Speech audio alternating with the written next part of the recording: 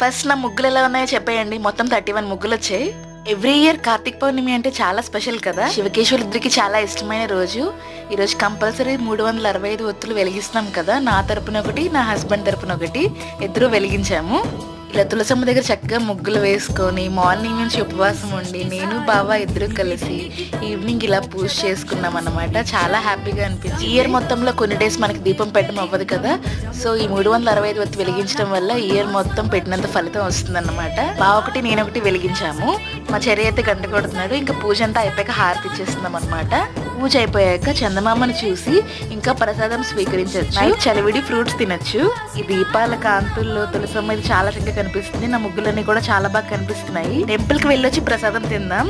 Temple లో కూడా దీపాలు పెట్టాలి కదా. 365 ఒత్తులకి తీసుకువెళ్తున్నాను. ఇంటికి ఏ ముగ్గులు వేసానో మీరు కమెంట్ చేసేయండి.